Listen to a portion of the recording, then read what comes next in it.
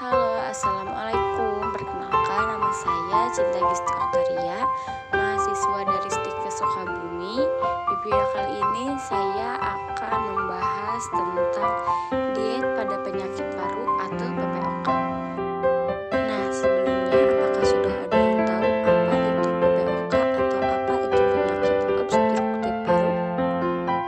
Penyakit paru obstruktif kronis atau PPOK adalah peradangan kronis pada paru-paru yang menyebabkan terjadinya obstruksi aliran udara pada jalannya napas.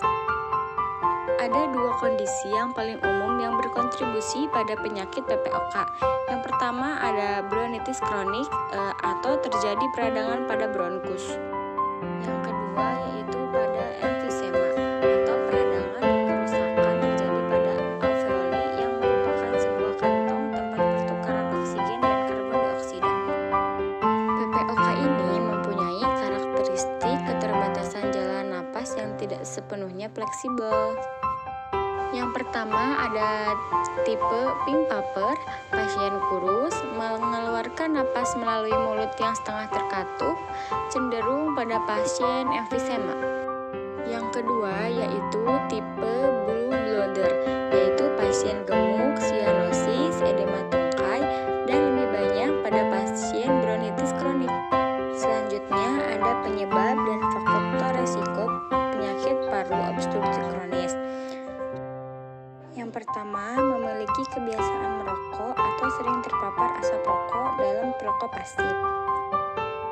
Yang kedua, terpapar polusi udara, misalnya debu jalanan, asap dari kendaraan, atau asap pabrik dan industri.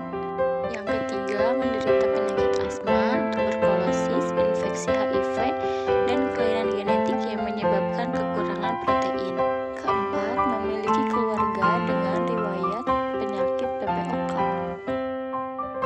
Yang keenam, berusia 40 tahun ke atas. Dan yang terakhir yaitu berjenis kelamin wanita. Selanjutnya, gejala penyakit paru obstruktif kronis atau PPOK. Nah, sejumlah gejala yang biasa dialami oleh penderita PPOK adalah batuk tidak kunjung sembuh yang dapat disertai dahak, napas tersengal-sengal terutama saat melakukan aktivitas. Selanjutnya ada berat badan menurun, nyeri dada, mengi, pembengkakan di tungkai dan kaki, dan yang terakhir ada lemah. Nah, selanjutnya ada pengobatan penyakit PPOK. Sampai saat ini, penyakit PPOK belum bisa disembuhkan sepenuhnya. Namun, pengobatan dapat membantu meredakan gejala-gejala dan menghambat perkembangan penyakit ini, sehingga pasien dapat menjalani aktivitas dengan normal. Yang pertama ada obat-obatan. Obat yang biasanya digunakan untuk meredakan gejala PPOK adalah obat hirup atau inhaler. Tergantung pada kondisi pasien, dokter dapat meresepkan obat-obatan di atas sebagai obat tunggal atau obat kombinasi. Jika obat hirup belum dapat meredakan gejala PPOK, dokter akan meresepkan obat minum berupa kapsul atau tablet. Obat-obat yang dapat diberikan yaitu teofilin untuk mengurangi pembekakan di saluran nafas. Yang kedua ada mukolitik, yaitu untuk mengencerkan dahak atau lendir. Yang ketiga ada penghambat enzim, itu untuk melegakan saluran napas. Yang keempat ada kortikosteroid, yaitu untuk mengurangi peradangan saluran pernapasan. Dan yang terakhir ada antibiotik jika terjadi tanda terinfeksi paru. Yang kedua ada terapi oksigen.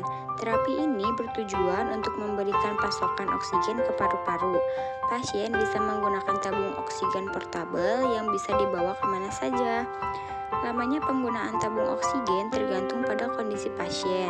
Sebagian pasien hanya menggunakannya saat sedang beraktivitas atau saat sedang tidur.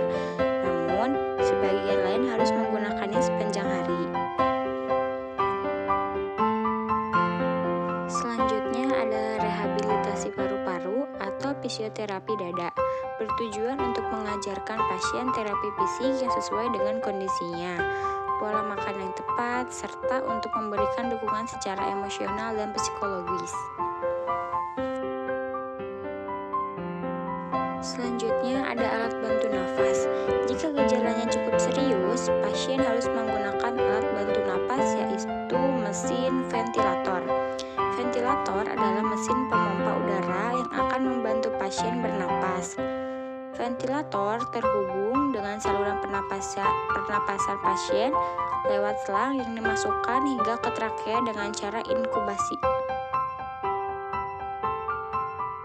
Selanjutnya ada operasi.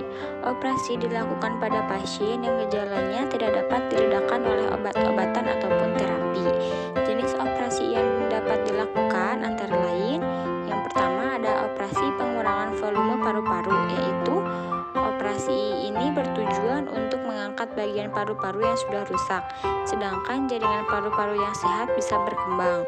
Yang kedua ada transplantasi paru-paru, yaitu operasi pengangkatan paru-paru yang rusak untuk diganti dengan paru-paru sehat atau dari pendonor. Yang ketiga ada bulectomy. Bulectomy adalah operasi yang mengangkat kantong udara yang terbentuk akibat rusaknya alveolus agar aliran udara menjadi lebih baik. Selain penanganan operasi tersebut, ada beberapa langkah yang harus dilakukan oleh pasien untuk memperlambat kerusakan pada paru-paru, yaitu yang pertama, menghentikan kebiasaan merokok dan menghindari paparan asap rokok. Kedua, menghindari polusi udara seperti asap, kendaraan, atau pembakaran. Yang ketiga, menggunakan pelembab udara ruangan. Yang keempat, menjaga pola makan yang sehat, banyak minum, dan berolahraga secara rutin. Kelima, menjalani vaksinasi secara rutin seperti vaksin flu. Yang terakhir yaitu memeriksa diri ke dokter secara berkala agar kondisi kesehatan terpantau. Selanjutnya, penderita PPOK mengalami kehilangan berat badan dan malnutrisi dan juga menurunnya kekuatan otot. Keadaan ini disebabkan penurunan asupan kalori akibat sesak napas yang terus-menerus dan kurangnya konsumsi makanan. Lalu, bagaimana dengan diet penyakit ini? Nah, dilansir dari Medical News Today, penderita PPOK membutuhkan lebih banyak usaha dan energi untuk bernapas, sebab penyakit ini sangat mengganggu fungsi paru untuk mendapatkan oksigen, sehingga diperlukan lebih banyak energi dan nutrisi dari makanan. Jika tidak ada pengaturan diet sehat atau pola makan, penderita PPOK akan mengalami kesulitan dalam pembakaran kalori. Hal ini berdampak pada melemahnya otot, sehingga sering terjadi sesak napas. Oleh sebab itu, penderita PPOK memang harus mendapatkan nutrisi yang baik lewat diet sehat agar fungsi paru-parunya terpelihara. Apakah penting berat badan untuk penyakit PPOK? Penting. Penderita PPOK tidak memiliki berat badan yang terlalu kurus agar sistem kekebalan tubuh tidak akan kian memburuk. Oleh sebab itu, naikkan berat badan ke angka yang ideal. Dapat juga mengkonsumsi makanan sebagai berikut. Yang pertama ada alpukat, yang kedua ada kacang-kacangan, yang ketiga ada margarin atau mentega, dan yang keempat ada minyak zaitun. Selanjutnya, tips makan untuk penderita PPOK. Nah, bila sudah memahami bahwa penderita PPOK membutuhkan diet sehat dan seimbang, berikut ini adalah beberapa tips yang bisa Anda terapkan saat memiliki gangguan kesehatan PPOK. Tips yang pertama yaitu mengkonsumsi sayuran dan buah. Perbanyak asupan buah dan sayuran karena nabati dapat membantu melawan peradangan dan infeksi. Tips kedua yaitu cukup kebutuhan protein.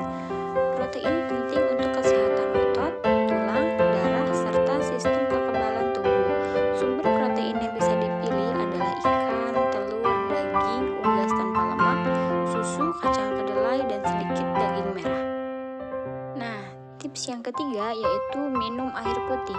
Minum juga perlu diperhatikan. Jika nafsu makan Anda berkurang, sebaiknya hindari banyak minum 30 menit sebelum waktu makan. Jauhi minuman yang mengandung kafein dan soda. Yang keempat, ada perhatikan porsi makan. Jangan makan 3 kali sehari dalam porsi besar karena membutuhkan lebih banyak energi dan oksigen. Akibatnya, bisa terjadi risiko sesak napas dan gangguan pencernaan. Ganti frekuensi makan menjadi 6 kali dalam sehari dengan porsi yang kecil. Hindari karbohidrat sederhana seperti nasi putih, roti putih, mie, dan pasta. Jenis makanan tersebut dapat dipecah dan cepat oleh tubuh sehingga menghasilkan karbon dioksida yang berlebih dan tentunya tidak baik untuk penderita penyakit PPOK. Selanjutnya, pilihlah karbohidrat kompleks seperti roti gandum.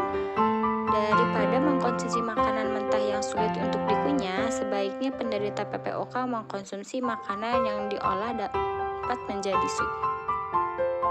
Dan tips yang terakhir yaitu posisi makan. Saat makan, duduklah dengan tegak dan nyaman untuk membantu memaksimalkan aliran udara ke paru-paru. Hindari duduk terlalu membungkuk, bahkan berbaring saat makan. Setelah selesai makan, jangan langsung berbaring atau tidur. Posisi tersebut membuat asam lambung dapat naik ke kerongkongan sehingga mengakibatkan nyeri dada dan pernapasan pun terganggu. Penderita penyakit PPOK ternyata tak hanya membutuhkan latihan pernapasan untuk menandakan keluhannya. Menerapkan diet sehat dan pola makan yang bergizi seimbang juga sebaiknya dilakukan untuk menjaga berat badan tetap ideal. Bila Anda menderita PPOK, lakukan kiat-kiat di